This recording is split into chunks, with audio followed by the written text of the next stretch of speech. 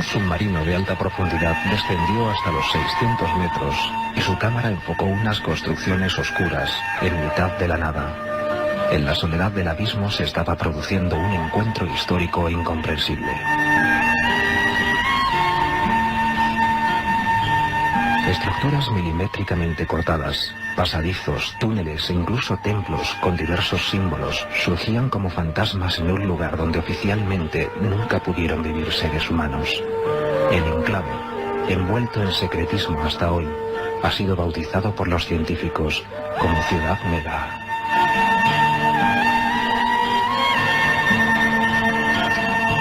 Esta noche nos sumergimos en su misterio.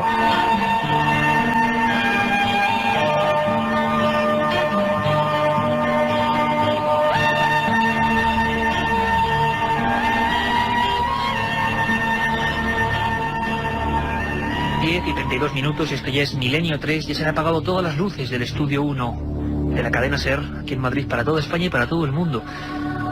Un extraño descubrimiento, nos lo comentaba la voz de Carlos Barroso. Una especie de ciudad sumergida a cientos de metros de profundidad. Ocurre en el Mar de la Aventura, en una zona de batallas, de piratas, de antiguos tesoros enterrados. Lo que nadie se esperaba es que el robot Rob descendiese y encontrase algo que parecía una megalópolis de otro tiempo. ¿Qué clase de seres humanos, de individuos, pudieron vivir ahí? Templos, habitaciones, estructuras recortadas, tecnología en la piedra. Dimos la noticia, el adelanto, no se había hablado apenas de este asunto, en Milenio 3 la pasada madrugada. Y os prometo que esta noche, si nos seguís, vais a ser partícipes de un sinfín de descubrimientos. Milenio 3. Como siempre, el mejor equipo. Carmen Porter, Katia Rocha, Carlos Barroso, este que os habla Iker Jiménez y los lugartenientes. A los mandos técnicos de esta nave, que esta vez no va al espacio, sino que entra en los abismos, don Antonio Bravo, Javier Rodríguez. La otra realidad. Milenio 3, en la cadena SER.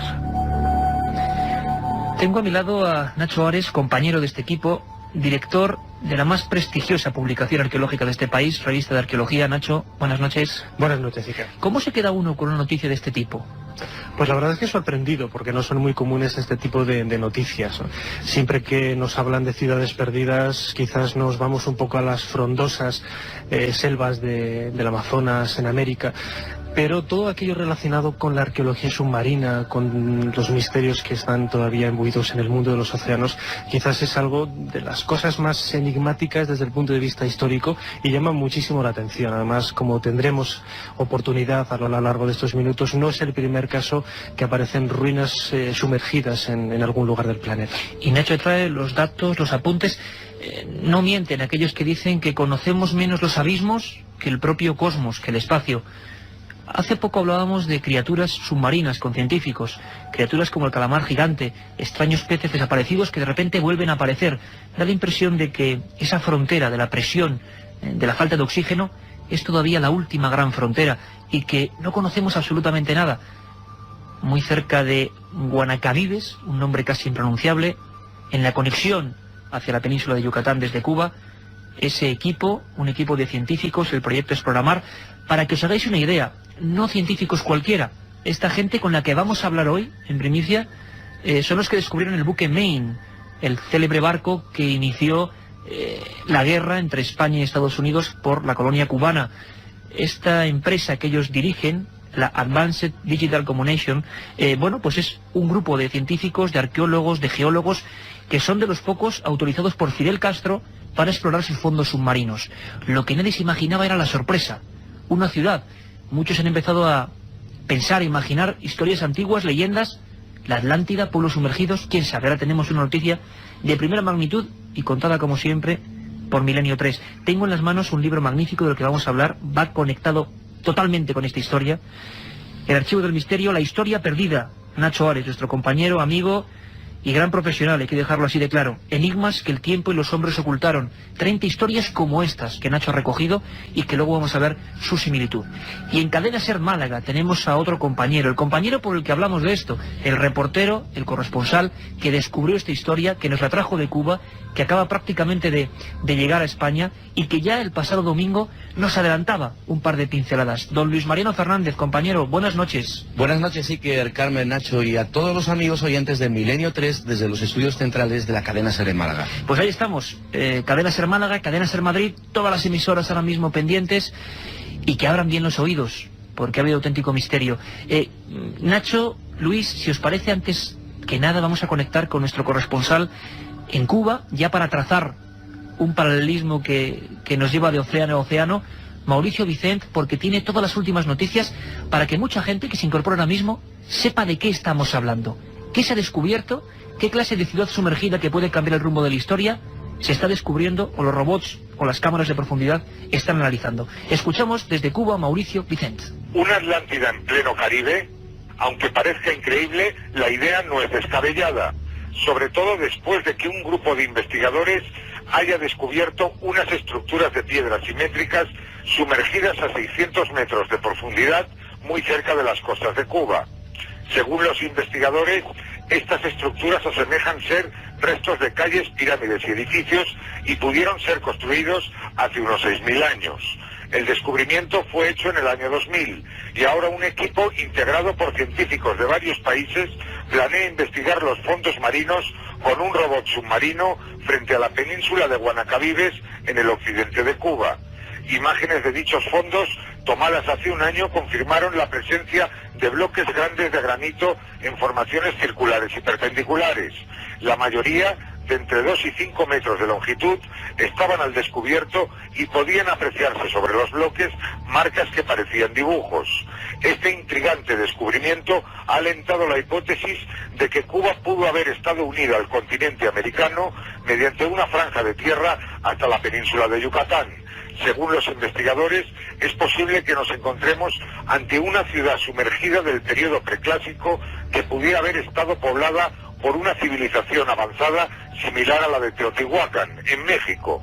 La idea de una ciudad sumergida en el Caribe para algunos trae recuerdos de los relatos del filósofo griego Platón sobre la perdida Atlántida.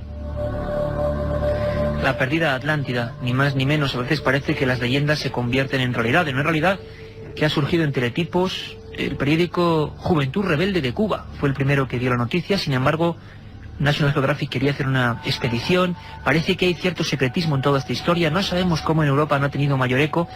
De momento, podemos decir que a día de hoy hay 3 ideas importantes en el grupo de científicos. Luego escucharemos sus voces.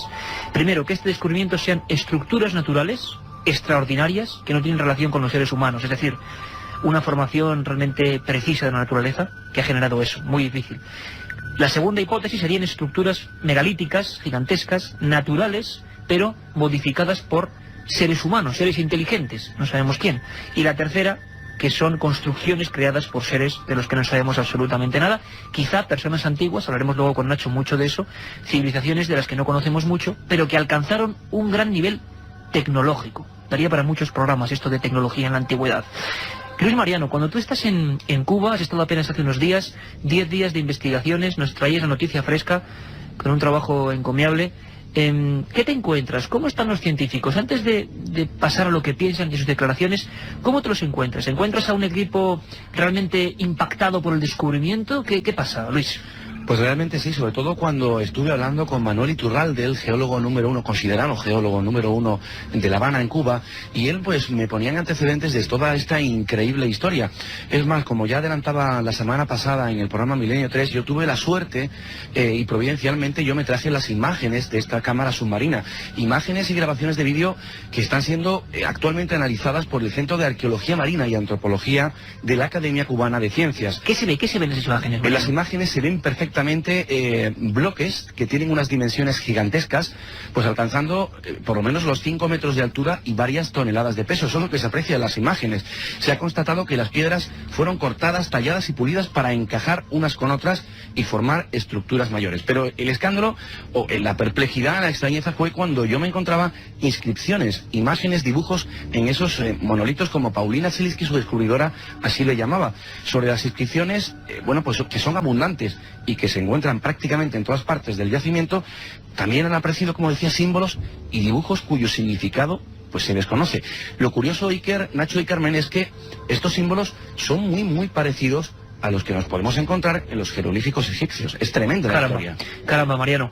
¿Qué os parece, compañeros, si pasamos la voz a la oceanógrafa canadiense Paulina Zelinsky, una autoridad mundial, que es la que está dirigiendo este proyecto, que ha concedido poquísimas entrevistas, desde luego a España y a Europa no hemos conocido ninguna, y cuyas palabras, cuyos testimonios, cuyas primeras impresiones recogía junto al agua, en plena investigación, nuestro compañero Luis Mariano.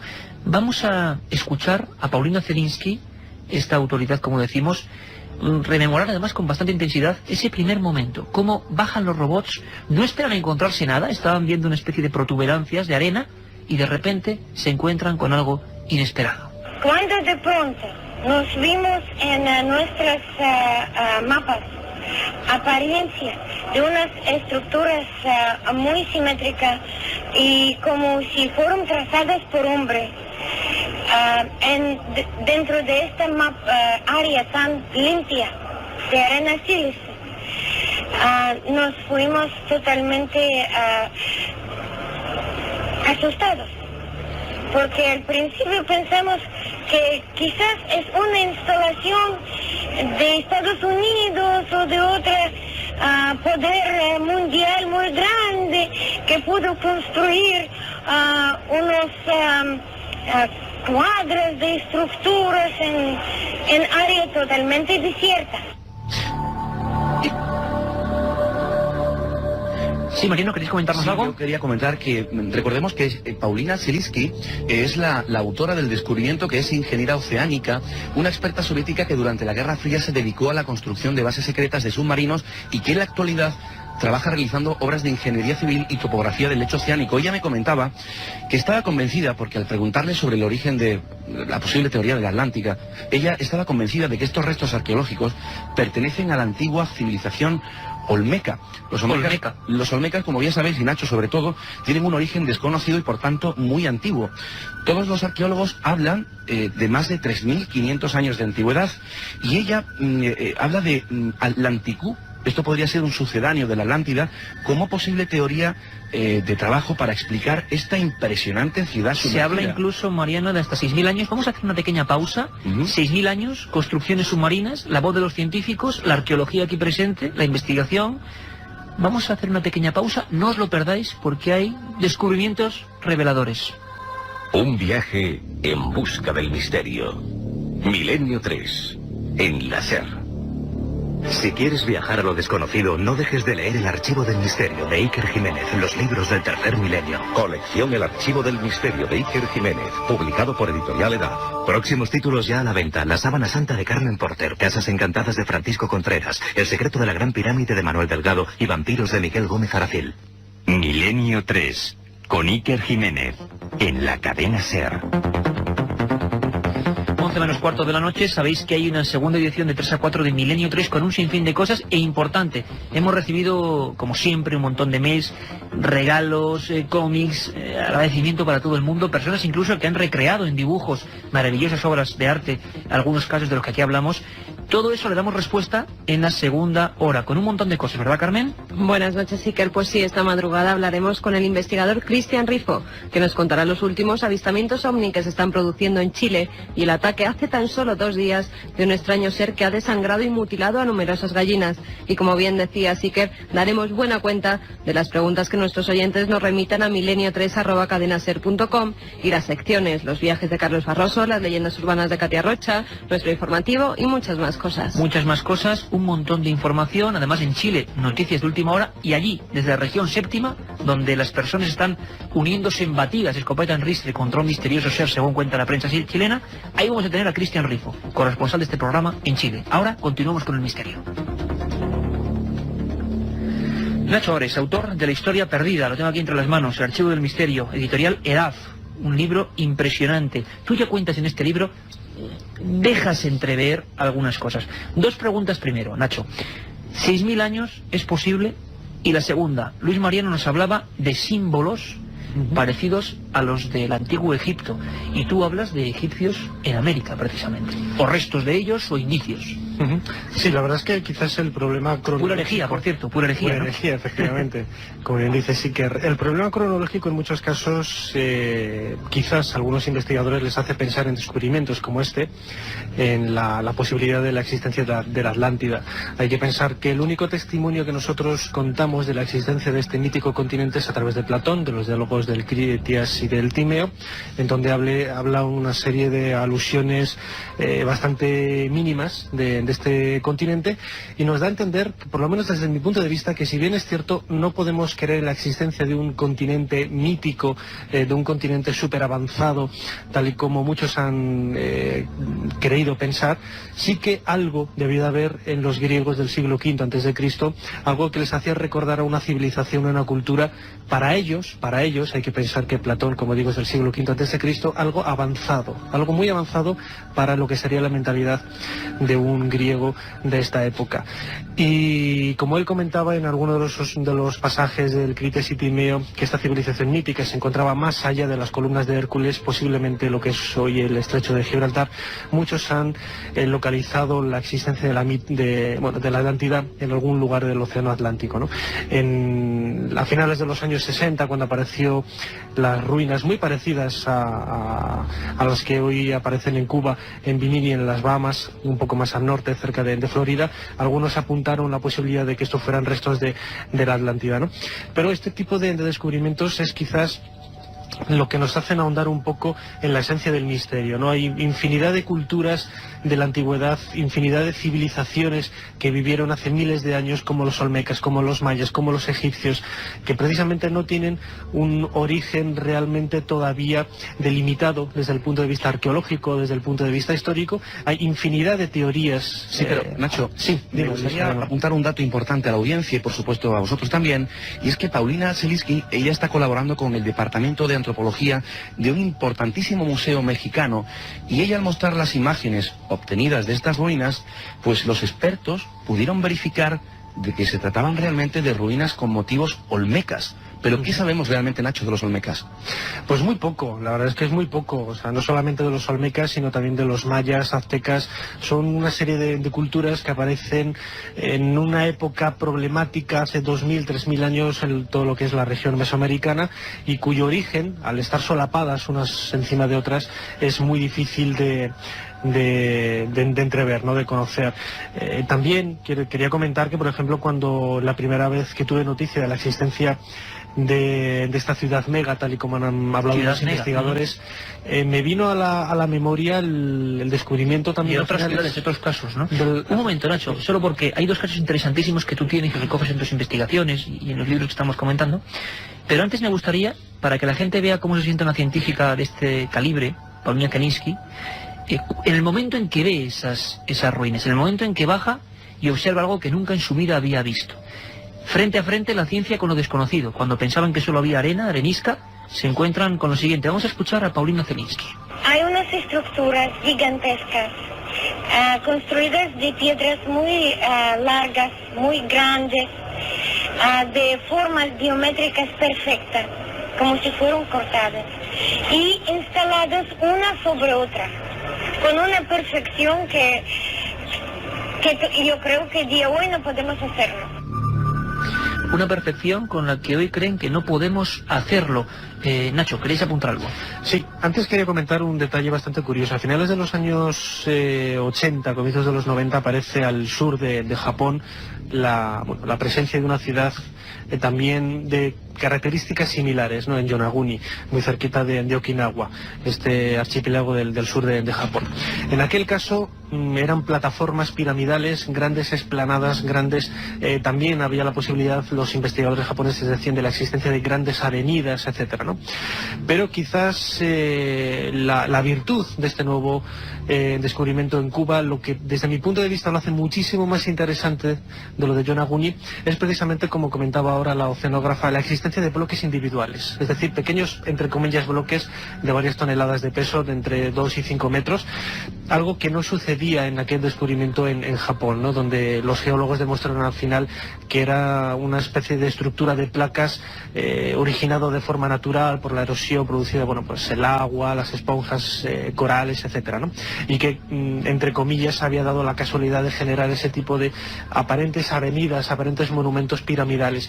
Sin embargo, la existencia de bloques individuales es quizás lo que le da ese matiz más humano, ese matiz humano, ese elemento humano, que es quizás lo que le hace, desde mi punto de vista, sin haber visto todavía las imágenes ni fotografías, también quería recalcarlo, el detalle de dar más importancia a este nuevo hallazgo. Luis Mariano, una cosa importante, tú que has tenido la oportunidad, nosotros hemos visto alguna de las imágenes, tú has visto toda esa filmación auténticamente privilegiada, ¿qué es lo que más te llama la atención de toda la grabación? Porque es un robot muy especial el que tiene que bajar, es una presión pues casi infinita la que se soporta esas dimensiones del abismo, pero ¿tú crees, tú percibes que eso está hecho por humanos en un tiempo remoto? Es decir, no te cabe la menor duda de que es una construcción hecha con la mentalidad de un ser humano. Es decir, nos hablan, y recojo las noticias que han enviado varias agencias, parece que algunas de las estructuras, y ahora es muy importante, Nacho, también lo que tú comentes, tenían un origen, o les da la impresión a estos científicos, y veamos el calibre de lo que esto supone, de que eran una especie de observatorios o habitaciones en forma de cruz, tipo ritual o tipo religioso, de alguna religiosidad que igual ya no existe o no conocemos. Luis, ¿qué es lo que más te impresiona a ti de toda esa filmación? ¿Realmente se perciben tantos detalles? Sin lugar a duda, Iker, es que las imágenes se pueden apreciar perfectamente que se trata de una ciudad con sus calles, avenidas, a pesar de que estamos hablando de una profundidad importante de entre 600 y 3000 metros, pero la calidad de imagen es transparente y diáfana, clara, y lo extraño de los símbolos, los dibujos en la roca, en esos monolitos. Incluso se pueden ver habitaciones, cómo esa cámara submarina se mete dentro de una habitación, cómo se ve claramente en esa habitación que hay una ventana, curiosamente en forma de triángulo o pirámide. Es decir, podemos ver en esas filmaciones, más o menos yo tengo una hora de esa filmación, en la que se puede ver claramente que estamos hablando de los restos de una ciudad, pero sin lugar a la duda. ¿Y los símbolos? Como hemos hablado de jeroglíficos, ¿podríamos precisar algo más? Figuras humanoides acompañadas de letras. ¿Se puede percibir algo? ¿Algún criptógrafo, algún especialista en paleografía ha intentado descifrar eso por el momento? Porque lo que nos extraña, Luis, tú acabas de llegar de Cuba, es la poca repercusión informativa de un hallazgo de este tipo en Europa. Nos llama mucho la atención. Así es, y podemos decir también que, Iker, que la mayoría de las grandes cadenas de televisión estarán a la espera de que les faciliten este material sin precedentes, las imágenes submarinas, que ningún medio de comunicación, repito, pues posee, ¿no?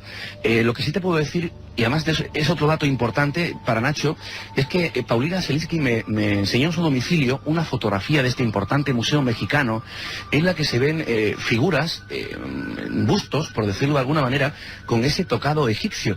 Es decir, estamos hablando de figuras como parecidas a la esfinge que hay en Gizeh. Tremendo, con un tocado egipcio. Pero totalmente. Nacho, ¿esto cómo se puede ahí, explicar? por ejemplo, hay un investigador, no recuerdo de qué nacionalidad tiene, Gerazboy, que tiene varias publicaciones, además, curiosamente, relacionando la posible conexión histórica entre los olmecas y los antiguos egipcios. Yo en mi libro, en La historia perdida, una de las historias es precisamente la posibilidad de que los antiguos egipcios, no en época faraónica, sino en época tolemaica, más o menos en el siglo III, II antes de Cristo. O sea, después de lo que popularmente todo el mundo conoce como los grandes imperios egipcios, un poquito después, ¿no? Ajá. Ya lo que es prácticamente la época grecorromana, pues algunos aventureros de la navegación se lanzaran a buscar nuevos horizontes, nuevos límites, nuevas experiencias en conocimientos extraoceánicos, ¿no? O sea, viajes a América desde África antes de Colón, claro. Sí, pero no como la historia. Nosotros quizás la idea convencional sería cruzando el Mediterráneo y luego el Océano Atlántico, sino al revés, por el Océano Pacífico, aprovechando lo que son las corrientes marinas. Está demostrado científicamente que es posible llegar al Golfo Pérsico, etcétera, hasta lo que es la isla de Pascua, que precisamente el aspecto negroide de esos grandes moais, incluso es lo que le hizo pensar a Antonio Rivera, flamante investigador ufológico, desgraciadamente fallecido hace poquitos años, pensar, como digo, en la posibilidad de que estos moais tuvieran quizás reminiscencias egipcias. De esos viajes en la antigüedad. Hay una cosa muy importante, y es que Luis Mariano pudo hablar con Manuel Iturralde, ese prestigioso geólogo. Pido, por favor, atención, porque Mariano sacaba ese corte casi el momento de las investigaciones, ¿verdad, Luis? Efectivamente. Es un sonido un poco defectuoso quizás, pero es el momento de la investigación. Nos gustaría que escucharais muy brevemente cómo se encuentra este geólogo con aquel misterio. Es verdad que hay ahí una estructura en el fondo del mar, que a veces tienen dimensiones de varios cientos de metros, que son bien inusuales. O sea, nosotros no tenemos una explicación sencilla, directa de esta estructura. No tenemos una explicación sencilla y directa de estas estructuras, lo dice a nivel geológico, evidentemente. Piensa, Mariano, que son producidas por los hombres, cinceladas, para que todo el mundo nos entienda, por el ser humano. Sin duda, sin duda. Él piensa que se debe a una estructura artificial, es decir, construida por humanos. Preguntados al principio rápidamente si ha habido un escepticismo científico, y es que es verdad, es que esta teoría y su inevitable paralelismo con la mítica ciudad de Atlántida, pues consideran poco creíbles por las mencionadas por el tema de la profundidad y la antigüedad. Esto es lo que dice el gremio un poco científico, ¿no? Es decir, que hay escepticismo. National Geographic parece que quiere hacer una expedición importante también para corroborar estos descubrimientos. El problema que hay allí es económico, es decir, ellos de momento no pueden acceder humanamente a esa profundidad para poder rescatar restos y poder analizarlos. Ellos han puesto conocimiento, este descubrimiento, a National Geographic y a Discovery Channel para que ellos sufraguen y patrocinen, promocionen este descubrimiento.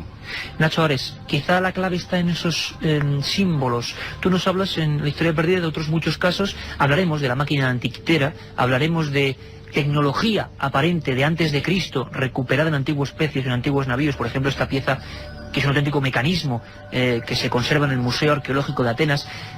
La clave está en los símbolos, y quizá el mar nos sigue dando más oportunidades. Habría que quizá acercarse más con nuevos robots. Dicen que hay un robot que se llama Roman, que va a bajar allí de nuevo y que va a catalogar todo eso. Pero la clave estaría en esos símbolos para comprender toda esta historia. Hombre, yo creo que sí, definitivamente aparecen textos, aparecen jeroglíficos sobre algunas de las piedras, y ya sean jeroglíficos egipcios o jeroglíficos de cualquier tipo de escritura mesoamericana antigua, podría ser la clave definitiva que lo pudiera relacionar de una manera directa con una de estas civilizaciones de hace 2000, 3000 años, ¿no? Lo que está claro es que es lo que señalaba Manuel Iturralde, que esto podría cambiar el conocimiento de la evolución del ser humano y, por supuesto, de la evolución de las Américas. Aquí el misterio, Luis Mariano, muchas gracias. Desde Cadena Ser Málaga, Nacho Ares, director de la revista de arqueología, autor de La Historia Perdida.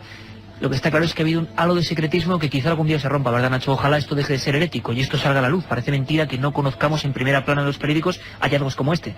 Poco a poco yo creo que la mentalidad se quiere abriéndola, y la historia antigua es mucho más fascinante y más enigmática, y no por ello nos tenemos que ruborizar, ¿no? Pues ahí estaba el descubrimiento. Nacho Ares, director de la revista Arqueología, Luis Mariano Fernández, corresponsal de este programa desde Málaga, y nosotros con las voces, Paulina Zelinsky, Manuel Iturralde, de esos científicos que, pese a quien pese, están ahí bajando y descubriendo una historia de la que seguro tendremos noticias.